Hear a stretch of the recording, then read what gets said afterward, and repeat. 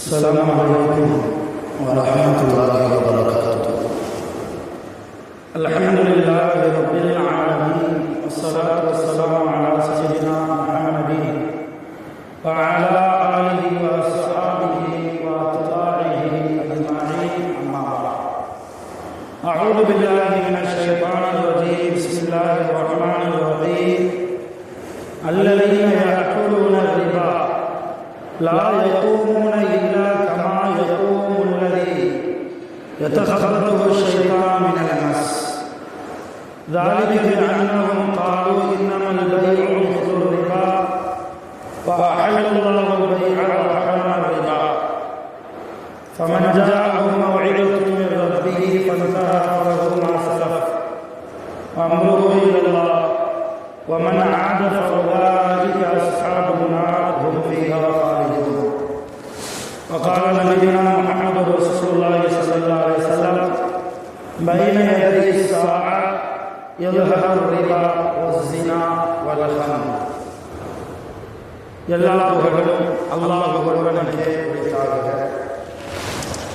அருள் நபி நாயகம் ஸல்லல்லாஹு அலைஹி வஸல்லம் அவர்கள் மீதும், நற்பாக்கியங்கள் நிறைந்த ரசூலுல்லாஹின் குடும்பத்தார்கள், சத்திய சஹாபா பெருமக்கள், தாபிஈன்கள், தபா தாபிஈன்கள், நாதாக்கள், ஷுஹதாக்கள், சாலிஹீன்கள், அல்லாஹ்வுடைய கட்டளையை நிறைவேற்றுவதற்காக பள்ளிவாசலுக்கு வந்திருக்கக்கூடிய இனி வரக்கூடிய அத்தனை நல்லடியார்கள் மீதும் அல்லாஹ்வின் சாந்தியும் சமாதானமும் என்றென்றும் நின்று நிலவட்டுமாக.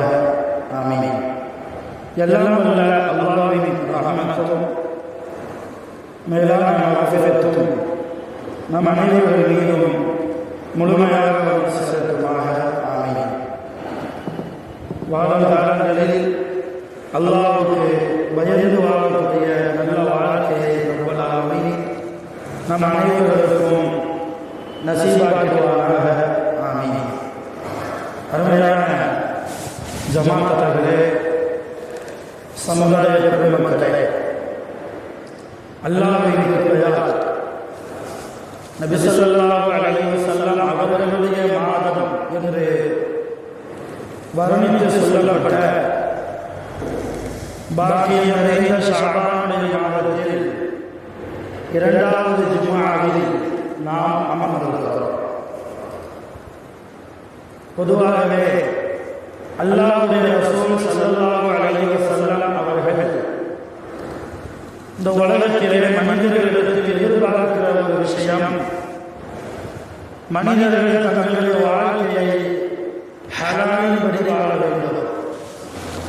மனிதர்களுடைய வாழ்க்கையில் அல்லாஹ் தடை செய்த ஹராமான காரியங்கள் ஒருபோதும் வந்துவிடக்கூடாது என்கிற ஒரு எதிர்பார்ப்பு மனிதர்களிடத்திலே, குறிப்பாக அல்லாஹ்வையும் அல்லாஹ்வுடைய ரசூலையும் ஈமான் கொண்ட மூமின்களிடத்திலே நபி ஸல்லல்லாஹு அலைஹி வஸல்லம் எதிர்பார்க்கிறார்கள். அப்படி இருக்கிற போது அல்லாஹ்வை மட்டும் வணங்கக்கூடிய முஸ்லிம்களாகிய முஸ்லிம்கள் அல்லாஹ்வுடைய ரசூலை ரசூல் என்று மனதார ஈமான் கொண்ட ஈமான்தாரிகள் ஹராமான காரியத்தை விட்டும் முடிந்த அளவுக்கு நாம் தவிர்க்க வேண்டும். அதில் குறிப்பாக இன்னும் சில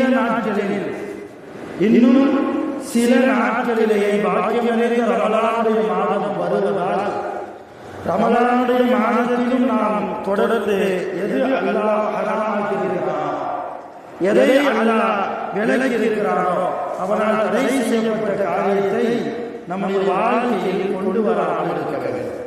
அல்லாஹ் சில விஷயங்களை ஹராமாக்கி இருக்கிறார். குர்ஆன் அந்த விஷயங்களை சொல்கிறது.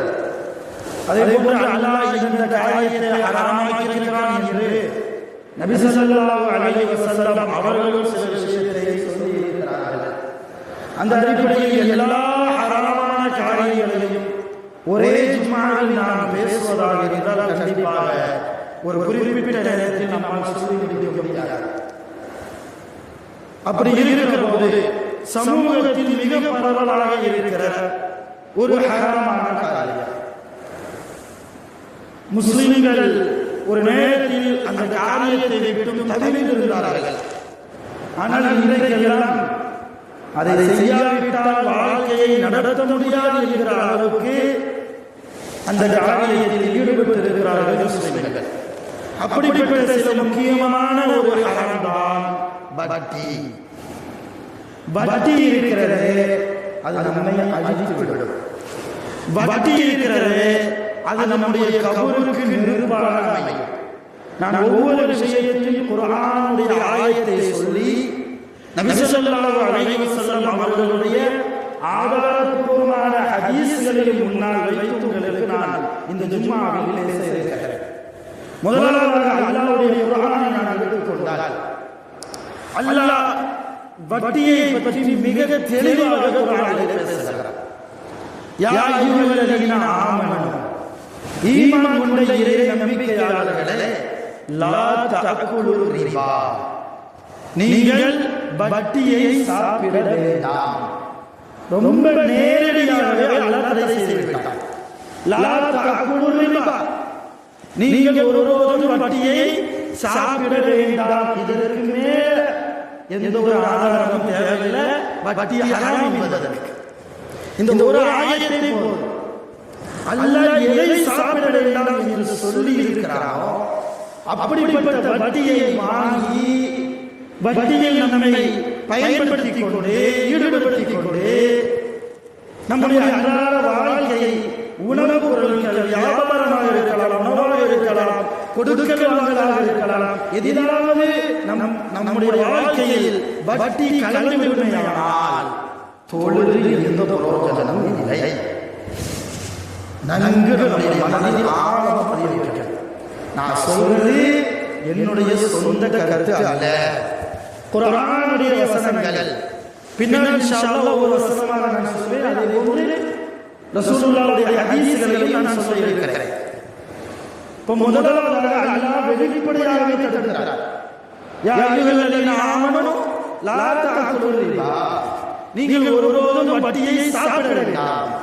இன்னொரு இடத்தில் அல்லாஹ் சொல்றான், அல்லதீன யஅகுலூன ரிபா, நரகவாசிகளை பற்றி பேசுகிற போது, நரகவாசிகளை பற்றி அல்லாஹ் பேசிக் கொண்டு வருகிற போது, அல்லதீன, நரகவாசிகள் எப்படிப்பட்டவர்கள் தெரியுமா?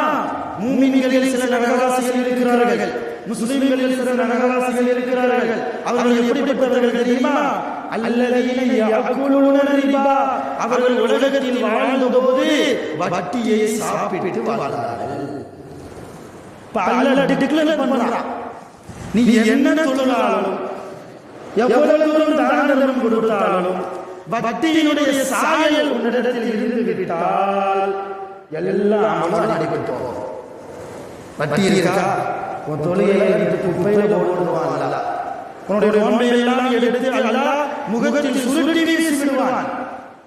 அல்லதீன யஅகுலூன ரிபா, நரகவாசிகள் முஸ்லிம்களாகவே வாழ்ந்து முஸ்லிம்களாகவே மரணித்த சில முஸ்லிம்கள் நரகவாசிகளாக நாளை கியாமத்தில் இருப்பார்கள்.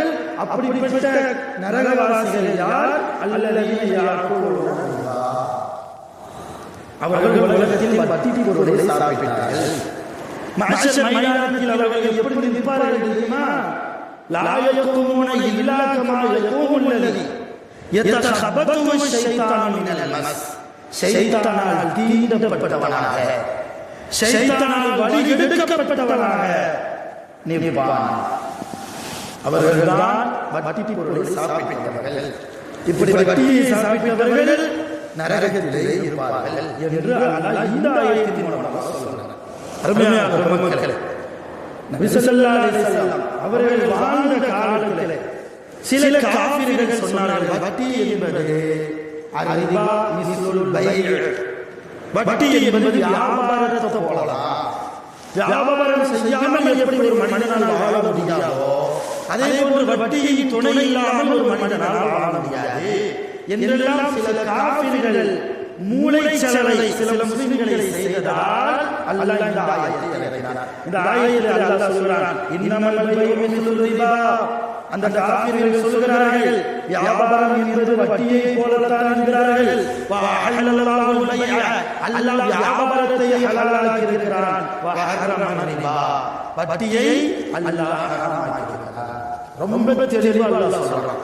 இப்ப வட்டியை சாப்பிட்டவர்கள் நரகவாசிகள் என்பது இந்த ஆயத்திலிருந்து நமக்கு புரிகிறது.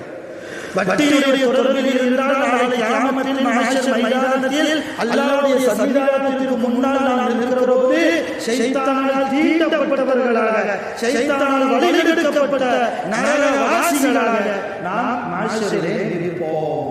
யார்? வட்டியின் தொடர்பில் சொல்லுங்கள். இது இரண்டாவது விஷயம். மூணாவது அல்லாஹ் ரொம்ப கிளியர் பண்ணி சொல்றான், வியாபாரம் உங்களுக்கு ஹலால், வட்டி உங்களுக்கு ஹராம். வியாபாரம் என்பது தனி, வட்டி என்பது அது ஒரு ரகம். வட்டி என்பது அது அசுத்தம், வட்டி என்பது அது நஜீஸ். பின்னாடி சொல்வேன் இது சம்பந்தமாக. இப்படி எல்லாம் குர்ஆனுடைய ஆயத்துக்களை நாம் எடுத்து பார்க்கிற போது அல்லாஹ் ரொம்பவும் டைரக்டாக நேரடியாகவே நீங்கள் வட்டியை விட்டு விலகி இருக்க வேண்டும் என்கிறார். நபி ஸல்லல்லாஹு அலைஹி வஸல்லம் அவர்களுடைய ஹதீஸை எடுத்து பார்த்தால் ரசூலுல்லாஹி ஸல்லல்லாஹு அலைஹி வஸல்லம் சொன்னார்கள், பைன யதை இஸ்ஸாஅ, கியாமத் நாள் வருவதற்கு என்ன அடையாளம் தெரியுமா? கியாமத் நாள் வருவதற்கு சில அடையாளங்கள், அதில் சில ஒரு 4 விதமான, ஒரு 3 விதமான அடையாளத்தை ரசூலுல்லாஹ் இந்த ஹதீஸிலே சொன்னார்கள். கியாமத் நாள் வருவதற்கு முன்னால் ரிபா வஸ்ஸினா வல் ஹம்ர், சாராயம் வெளிப்படையாக நடக்கும். சாராயம் வெளிப்படையாக அந்த பாவம் நடக்கும். அதே போன்று ஸினா, விபச்சாரம் வெளிப்படையாக நடக்கும். ரிபா மூன்றாவது வட்டி. வட்டி கொடுக்கல் வாங்கல், வட்டியுடைய தொடர்பு ரொம்ப பகிரங்கமாக உலகத்திலே நடைபெறும். அப்படி நடைபெற ஆரம்பித்து விட்டால் கியாமத் நாள் வரப்போகிறது என்ற அர்த்தம் என்கிறார்கள் நபிகள் நாயகம் ஸல்லல்லாஹு அலைஹி வஸல்லம். இந்த ஹதீஸ் நிறைய ஹதீஸ் கிதாபுகளில் பதிவு செய்யப்பட்டிருக்கிறது, ஆதாரபூர்வமான ஹதீஸ். இப்ப நாம் கியாமத்துடைய நெருக்கத்துல தான் இருக்கிறோம் இல்லையா? வட்டியுடைய தொடர்பு இன்றைக்கு முஸ்லிம்களிடத்தில் இல்லைன்னு யாராவது நெஞ்சை நிமிர்த்தி தைரியமாக இன்றைக்கு நம்மால் சொல்ல முடியுமா? தலை குனிந்தவர்களாக இன்றைக்கு முஸ்லிம்கள் நாம் வாழ்ந்து கொண்டிருக்கிறோம். ஒரு காலத்தில் அல்லாஹ் எதையெல்லாம் ஹலாலாக்கிறானோ அவனால் ஹலாலாக்கப்பட்ட காரியத்தை மட்டும் செய்து வாழ்ந்த முஸ்லிம்கள் எல்லோரிடத்திலும் மதிப்பு மிக்கவர்களாக வாழ்ந்தார்கள். என்றைக்கு பின்னால் வந்த முஸ்லிம்கள் அல்லாஹ்வுடைய பேச்சை தாண்டி, அல்லாஹ்வுடைய கட்டளையை மீறி ஹராமை ஹலாலாக்கிறார்களோ அப்பொழுதுதான் அல்லாஹ் அந்த சமூகத்தை கேவலப்படுத்த ஆரம்பித்தார். தலைகுனியாக செய்துவிட்டார். அருமையான பெருமக்களே, ரசூலுல்லாஹி ஸல்லல்லாஹு அலைஹி வஸல்லம் மக்காவில் வாழ்ந்த 13 ஆண்டுகள். ரசூலுல்லாஹ் மக்காவில் 13 வருஷம் இருந்தாங்க, மதீனாவில் 10 வருஷம் வாழ்ந்தாங்க. நான் சொல்றது நபி பட்டம் கிடைத்ததற்கு பின்னால். ரசூலுல்லாஹ்வுக்கு 40 வயசுல நபி பட்டம் கிடைச்சது. அந்த 40 இருந்து 13 வருடம் அடுத்தடுத்த வருடங்கள் ரசூலுல்லாஹ் மக்காவில் வாழ்ந்தாங்க. அதுக்கடுத்து 10 ஆண்டு காலம் மதீனாவுடைய வாழ்க்கை. இந்த ரசூலுல்லாஹி ஸல்லல்லாஹு அலைஹி வஸல்லம் மக்காவில் வாழ்ந்த 13 ஆண்டுகளும் அகீதா சம்பந்தமாகத்தான் அல்லாஹ் ஆயத்தை இறக்கினார். அகீதா என்றால் கொள்கை. முஸ்லிம்களுடைய கொள்கை என்ன? முஸ்லிம்களுடைய கோட்பாடு என்ன? முஸ்லிம்கள் எல்லா படைப்புகளையும் வணங்கலாமா அல்லது முஸ்லிம்கள் யாரை மட்டும்தான் வணங்க வேண்டும்? இதுதான் கொள்கை சம்பந்தமான விஷயங்கள். இந்த கொள்கை சம்பந்தமான விஷயங்களை அல்லாஹ் 13 ஆண்டுகள் ரசூலுல்லாஹ் மக்காவில் வாழ்ந்தபோது எந்த சட்டத்தையும் இறக்கல. எந்த சட்டத்தையும் மக்காவில் வச்சு அல்லாஹ் ஆயத்துகளை இறக்கல. சட்டங்கள் என்பது ஹலால் ஹராம் என்பது ரசூலுல்லாஹ் எப்பொழுது மதீனாவுக்கு போனார்களோ, மதீனாவில் வாழ்ந்த அந்த 10 ஆண்டு கால வாழ்க்கையில் அல்லாஹ் முஸ்லிம்களுக்கு சட்டத்தை இறக்கிறார். எப்படி வாழணும், எதை செய்யணும், எதை செய்யக்கூடாது, எது உங்களுக்கு ஹலால், எது உங்களுக்கு ஹராம். கொலை செய்வது ஹராம், ஹம்ர் சாராயம் குடிப்பது ஹராம், ஜினா விபச்சாரத்தில் ஈடுபடுவது ஹராம், வட்டி வாங்குவது ஹராம். இது போன்று அனாதைகளை நோவினை செய்வது தடுக்கப்பட்ட காரியம். இது போன்ற சட்டங்கள் எல்லாம் மதீனாவில் வைத்துத்தான் இறங்கியது. எதற்காக சொல்றேன்னா, மதீனத்து சஹாபாக்கள் அல்லாஹ்வுடைய சட்டத்தை எதிர்பார்த்திருப்பார்கள். அல்லாஹ்வுடைய சட்டத்தை எதிர்பார்த்திருப்பார்கள். அல்லாஹ் ஏதாவது சட்டம் போட மாட்டானா? அந்த சட்டத்தின்படி நாம் நடக்க வேண்டுமே, அந்த சட்டத்தின்படி நாம் நடந்து அல்லாஹ்வுடைய அருளை பெற வேண்டுமே என்கிற ஆர்வம் நிறைந்தவர்களாக மதீனத்து சஹாபாக்கள் இருந்தார்கள். மக்கள் சஹாபாக்கள் அப்படித்தான். ஆனால் இன்றைக்கு முஸ்லிம்கள் குர்ஆனுடைய சட்டங்கள் விஷயத்தில், ஷரியத்தினுடைய சட்டங்கள் விஷயத்தில் எந்த அளவு பலகீனமானவர்களாக நாம் இருக்கிறோம் என்பதை யோசிக்கிறோம். அதிலும் குறிப்பாக இந்த வட்டி விஷயத்தில் அல்லாஹ்வினாலும் ரசூலினாலும் தடை செய்யப்பட்ட பெரும் பாவங்களில் ஒரு பாவம் தான் வட்டி. சாதாரண பொய் பேசுற மாதிரி இல்லை, தயவு செஞ்சு அப்படி நினைக்க கூடாது. சாதாரண புறம் பேசுற மாதிரி இல்லை. பொய் பேசுறதுக்கு நிறைய தண்டனை உண்டு, புறம் பேசுவதற்கு நிறைய தண்டனை உண்டு, அடுத்தவருக்கு அநீதி செஞ்சா அதுக்கு நிறைய தண்டனை உண்டு. ஆனால் இந்த பாவத்தோடு ஒப்பீடு செய்து பார்க்கிற போது வட்டி 700 மடங்கு பெரிய பாவம், 700 மடங்கு பெரிய பாவம். அல்லாஹ் சொல்றான், யம்ஹகுல்லாஹு ரிபா, அல்லாஹ் வட்டியை அழிக்கிறான். அல்லாஹ் நாடுவது வட்டியை வளர்ப்பதற்கல்ல, வட்டியை அழிப்பதற்கு. வயர்ப ஸதகாத், ஸதகாக்களை தான் அல்லாஹ் வளர்க்கிறான். வல்லாஹு லா யுஹிப்பு குல்ல கஃபாரின் அஸீம் என்று சொல்லி அல்லாஹ் இந்த ஆயத்தை முடிக்கிறார். ஆக இந்த ஆயத்தில் நிறைய படிப்போம். நான் சுருக்கமாக இந்த ஜும்மாவுக்கு தேவையான விஷயம், அல்லாஹ் வளர்ப்பது சதகாவை தான், அல்லாஹ் அழிக்க நினைப்பது வட்டியை. அல்லாஹ் எந்த காரியத்தை அழிக்க நினைக்கிறானோ அந்த காரியத்தை வளர்த்துக் கொண்டிருக்கிறோம். வட்டி வாங்கி வட்டி பொருளை சாப்பிட்டு எப்படி அல்லாஹ்வுடைய ரஹ்மத் நமக்கு கிடைக்கும்? நாம மட்டுமா சாப்பிடுறோம்? நம்முடைய மனைவி சாப்பிடுகிறார்கள், நம்முடைய பிள்ளைகளும் அந்த வட்டியினால் பெறப்பட்ட செய்யப்பட்ட உணவுகளை செல்வங்களை அனுபவிக்கிறார்கள். எவ்வளவு பாரதூரமான விஷயம் தெரியுமா? பொருளாதாரத்துக்கு வட்டி யாரு விடுதா அப்படின்னா, யார்கிட்ட அதிகமா காசு இருக்கோ காசு நிறைய வச்சு என்ன செய்யறது, வட்டி கொடுத்தா வட்டி குட்டி போகும், குட்டி பேரம் போகும், அப்படி ஷைத்தானுடைய சிந்தனை.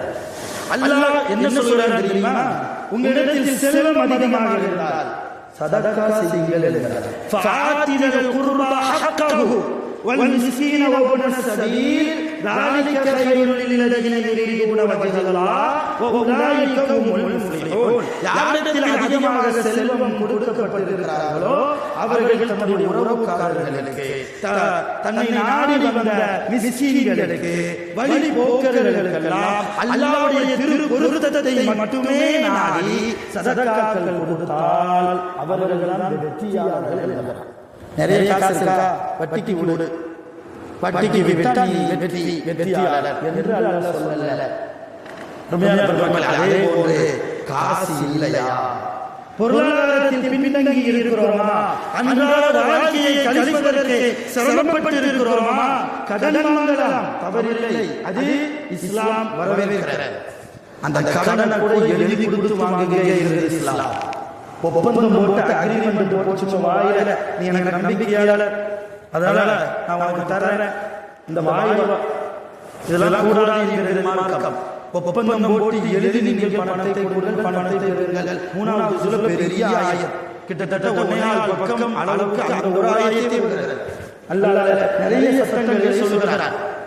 அப்போ ஒரு வியாபாரம் கடன் என்பது வாங்கிக் கொள்ளலாம்.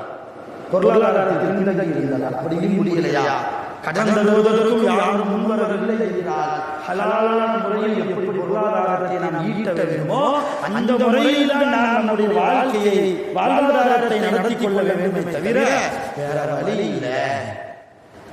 வட்டி வாங்கினதா என் மனைவி கொலவா, வட்டி வாங்கினதா என்னுடைய பெற்றோர்கள் பிழைப்பார்கள், நாளை அல்லாஹ்விற்கு பதிலை சொல்ல முடியுமா? யோசித்து பார்க்கிறோம். சில இக்கட்டான சூழ்நிலையில் ஹராம் கூட ஹலாலாக மாறும். சாப்பிடுறதுக்கு எதுவுமே இல்லை, சாப்பிடுறதுக்கு எதுவுமே இல்லை, பிடிக்கிறதுக்கு எதுவுமே இல்லை. ஒரு கற்பனை செஞ்சு பார்ப்போம், ஒரு அடர்ந்த காட்டுல போய் ஒரு பாலைவனத்துல போய் மாட்டிக்கிட்டோம், எதுவுமே இல்லை. 4 கால் பிராணி மட்டும் நிக்குதுன்னு வைங்க, ஹின்சீர் என்ற அரபியில் பேர் சொல்லுவாங்க. நான் எந்த வேலை சொல்றேன்னு உங்களுக்கு வேலை ஆகும், அது மட்டும்தான் இருக்கு, வேற எதுவுமே சாப்பிடுறதுக்கு இல்லை. 4 கால் பிராணி நமக்கு ஹராமு. மார்க்கம் சொல்லுது அந்த நேரத்தில் உனக்கு அது ஹலால். அந்த நேரத்தில் உனக்கு உயிரை தற்காத்துக் கொள்வதற்கு, அதே போன்று குடிப்பதற்கு எதுவுமே இல்லை, தாகத்தை போக்கிக் கொள்வதற்கு ரத்தம், ஆட்டு ரத்தம் இருக்குங்க, ஆட்டு ரத்தம் இன்னைக்கு நமக்கு ஹராம். ரத்தத்தை எல்லாம் முஸ்லிம்கள் சாப்பிடக்கூடாது, அது ஹராம். குடிக்கிறதுக்கு எதுவுமே இல்லை என்று வருகிற போது ஆட்டு ரத்தத்தை குடியுங்கள், அது உங்களுக்கு ஹலால். இது போன்ற இக்கட்டான சூழ்நிலையில் ஹராம் என்பது ஹலாலாக மாறும். ஆனால் ஒருபோதும் வட்டி விஷயத்தில் எவ்வளவு பெரிய இக்கட்டான சூழ்நிலை வந்தாலும் அது ஹராம் ஹராம் தான், ஹலாலாகவே வராது. அவ்வளவு தூரம் அல்லாஹ் தெளிவாக சொல்கிறார். நபி ஸல்லல்லாஹு அலைஹி வஸல்லம் அவர்களும் ஓப்பனாக நரகவாசி என்கிறார்கள். மிகப்பெரிய பாவம். அபூ ஹுரைரா ரலியல்லாஹு தஆலா அன்ஹு அவர்கள் ஒரு ஹதீஸ் அறிவிக்கிறார். புகாரியிலே இந்த ஹதீஸ் பதிவு செய்யப்பட்டிருக்கிறது. அன்ன ரசூலுல்லாஹி ஸல்லல்லாஹு அலைஹி வஸல்லம் قال அல்லாஹ்வுடைய தூதர் சொன்னார்கள், இஜ்தனிபு அஸ்ஸபஅல் முபிகாத், 7 பெரும் பாவங்களை விட்டு நீங்கள் தவிர்த்து கொள்ளுங்கள். புகாரில் வரக்கூடிய ஆதாரபூர்வமான ஹதீஸ்.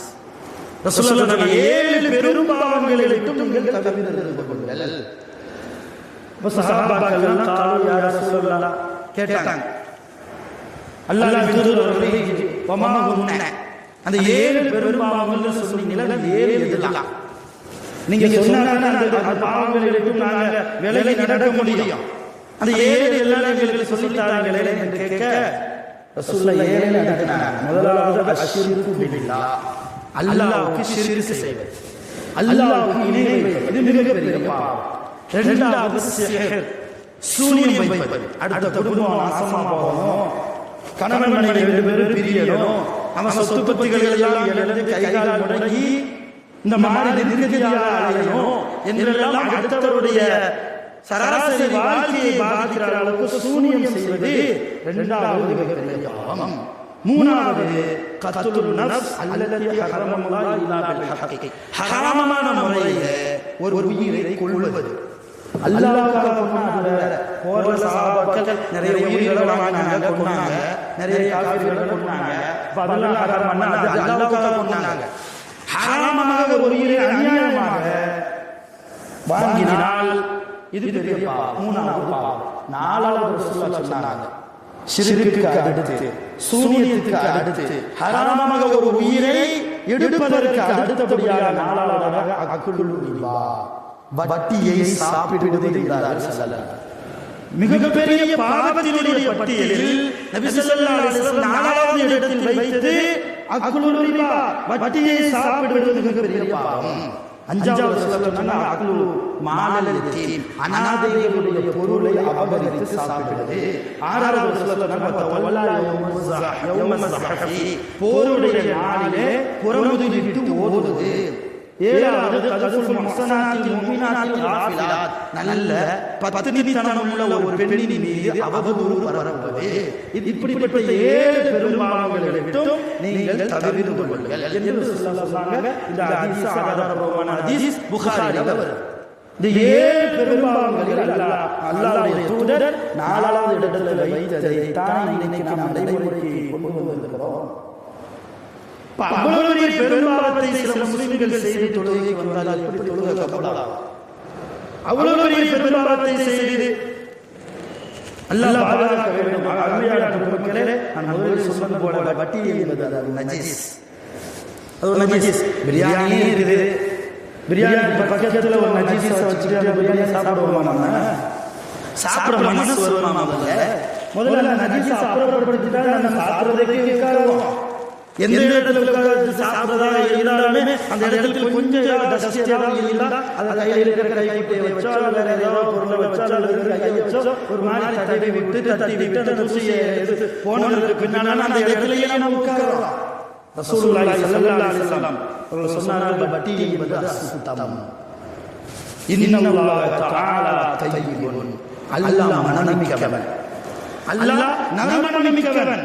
லா யக்பலு இல்லா தய்யிபா, நல்லதை தவிர அல்லாஹ் எதையும் கபூல் செய்வதில்லை. வட்டி நல்லதா? வட்டியை வாங்கி தர்மம் கொடுக்கிறோம், கூடுமா? வட்டியை வாங்கி ஹஜ் செய்றோம் கூடுமா? வட்டியை வாங்கி குர்பானி கொடுக்கிறோம் கூடுமா? வட்டியை வாங்கி யாருக்காவது அன்பளிப்பு பொருளாக ஏதாவது கொடுக்கிறோம் கூடுமா? வட்டி வாங்கி அல்லாஹ்வுடைய பள்ளிவாசலுக்கு டொனேஷனாக ஏதாவது கொடுக்கிறோம் கூடுமா? கூடாது.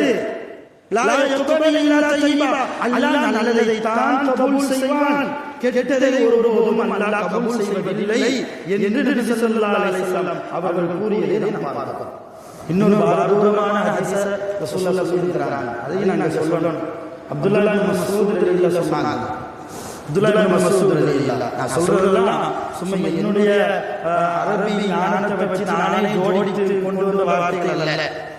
யாருக்காவது சந்தேகம் இருந்தால் இடத்தில் தாராளமாக வரலாம். நான் ஹதீஸ் கூட எடுத்து காட்டுறேன் கிதாபில் இருந்து. அவ்வளவு பாரதூரமான ஹதீஸ். வட்டி வாங்குவதால் எவ்வளவு பெரிய கேடு தெரியுமா? ரசூலுல்லாஹ் சொன்னாங்க, அப்துல்லாஹ் இப்னு மஸ்ஊத் ரலியல்லாஹு அறிவிக்கிறாங்க, அர்ரிபா, வட்டி என்பது 73 பாபா, 73 தீமையின் வாசல்களை திறந்துவிடும். வட்டி வாங்குவதால், வட்டி பொருளை சாப்பிடுவதால் என்ன நடக்குது? 73 தீமைகளின் வாசல்கள் திறந்து கொடுக்கும். ஐஸருவா, அதுல ரொம்ப லேசான வாசல் எது தெரியுமா? ரசூலுல்லாஹ் சொன்னாங்க, அந்த ரொம்ப லேசான வாசல். அதுக்கு உதாரணம் என்ன தெரியுமா? மிஸ்லு ஐயன்கிஹ ரஜுல் உம்மஹு. அல்லாஹ் அக்பர்.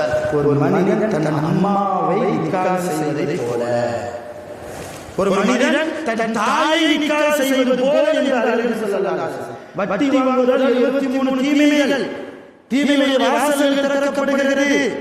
அதில் கடைசி வாசலுக்கு உதாரணமாக ரசூலுல்லாஹ் சொன்னாங்க, நீ வட்டி வாங்குறியா, அம்மாவை கல்யாணம் முடிக்கிற, யாராவது சம்மதிப்போமா தன் அம்மாவோடு? அல்லாஹ் பாதுகாக்க. இவ்வளவு மிக கொடூரமான விஷயம்தான் வட்டி வாங்குவது என்று. அதே போன்று அதே அப்துல்லாஹ் இப்னு மஸ்ஊத் ரலியல்லாஹு, வட்டியை சாப்பிடுறவர்கள் தான் எல்லாம் அப்படிலாம் நினைக்கக்கூடாது. இன்ன நபிய ஸல்லல்லாஹு அலைஹி வஸல்லம் லஅன, ரசூலுல்லாஹ் சில மனிதர்களை சபித்தார்கள். சபிக்கிறது யாரு? நம்ம சாப்பிட நம்ம தலைக்கு மேலே ஏறாது, அது ஒரு விஷயம். ஆனால் அல்லாஹ்வுடைய தூதர், எல்லா நபிமார்களுக்குமான தலைவர் சையதுனா முஹம்மது ரசூலுல்லாஹ், அல்லாஹ்வுடைய வார்த்தைகளை உச்சரிக்கிற நாவை கொண்டு சில மனிதர்கள் சபித்திருக்கிறார்கள். யாரெல்லாம் தெரியுமா? ஆகிலுல் ரிபா, முதலாவது வட்டியை சாப்பிட முடியும், அல்லாஹ்வுடைய தூதர் சபித்தார். இரண்டாவது மூக்கில், யார் சாப்பிடுவதற்கு காரணமாக இருக்கிறாரோ அவரையும் அல்லாஹ் சபித்து, அல்லாஹ்வுடைய ரசூல் சபித்திருக்கிறார்கள். மூணாவது ஷாஹிதை, வட்டிக்கு சாட்சிகள் போடுறாங்க இல்லையா? வட்டி வாங்குறதுக்கு சாட்சியாளர்கள் 2 பேர் வருவாங்க. 2 பேரோ 4 பேரோ 5 பேரோ ஒரு ஆளோ சாட்சியாக வட்டிக்கு யார் இருக்கிறாரோ அவரையும் அல்லாஹ்வுடைய தூதர் சபித்திருக்கிறார்கள்.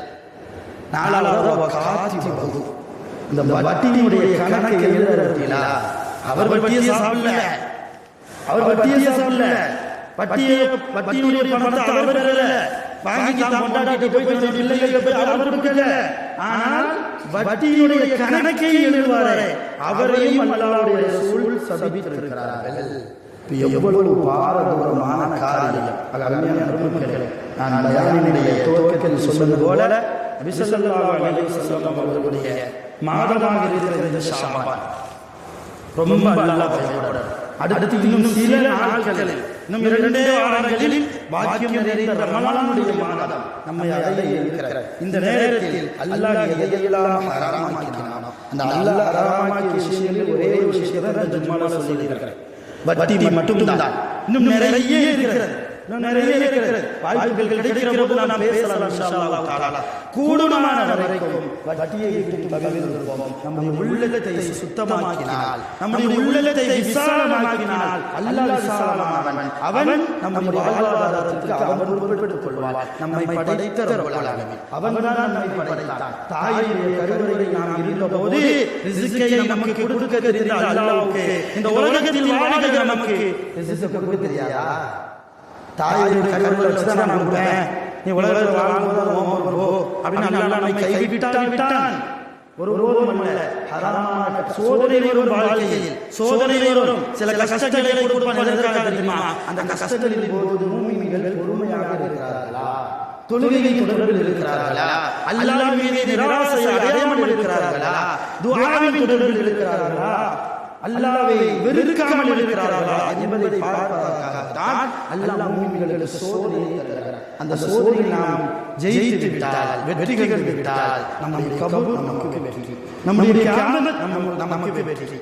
அருமையான பெருமக்களே, அதனால் கூடுமான வரைக்கும் ஹராமான காரியங்களை விட்டு நாம் தவிர்த்து வாழ்வோம். வல்ல ரஹ்மான் அப்படிப்பட்ட நல்ல தௌஃபீகை நம் அனைவருக்கும் நிரப்பமாக தந்தருள்வாராக. அருமையான பெரியவர்களே, ஜமாஅத்தவர்களே, இன்ஷா அல்லாஹ் தஆலா வரக்கூடிய வியாழக்கிழமை மகரிபில் பராத்துடைய இரவாக அந்த இரவு இருக்கிறது. விடிந்தால் வெள்ளிக்கிழமை, வியாழக்கிழமை மகரிப் அந்த நேரம் பராத்துடைய இரவு. பாக்கியம் நிறைந்த பராத்துடைய சிறப்புகள் எல்லாம் நீங்கள் ஒவ்வொரு வருடமும் உலமாக்கள் மூலமாக அறிந்திருக்கிறீர்கள். ஒவ்வொரு வருடமும் நம்முடைய பள்ளிகளிலும் சில அமல்கள் நடந்து கொண்டிருக்கிறது. வழக்கம் போல இந்த வருடம் இன்ஷா அல்லாஹ் தஆலா மகரிபுக்கு பிறகு 3 யாசீன்கள் ஓதி துஆ செய்யப்படும். இஷாவுக்கு பின்னால் திக்ர் மஜ்லிஸ், நேர பயான், கபர் ஜியாரத் எல்லாம் நாம் செய்ய இருக்கிறோம். ஜமாஅத்துகள் அனைவரும் தவறாமல் கலந்து கொள்ளுமாறு, அல்லாஹ்வுடைய இபாதத்தில் ஈடுபடுமாறு அன்போடு நிர்வாகத்தின் சார்பாக அழைக்கிறோம். அதேபோன்று பெண்களுக்கும் மேராஜுடைய பயான்கள் அவர்களுக்கு ஏற்பாடு செய்தது போல இந்த பராத்துடைய இரவும் அவர்களுக்கு ஏற்பாடு இருக்கிறது. பெண்களும் இதில் கலந்து கொள்ள வேண்டும் என்று நிர்வாகத்தின் சார்பாக கேட்டுக்கொள்கிறோம். அஸ்ஸலாமு அலைக்கும் வரஹ்மத்துல்லாஹி வபரகாத்துஹு.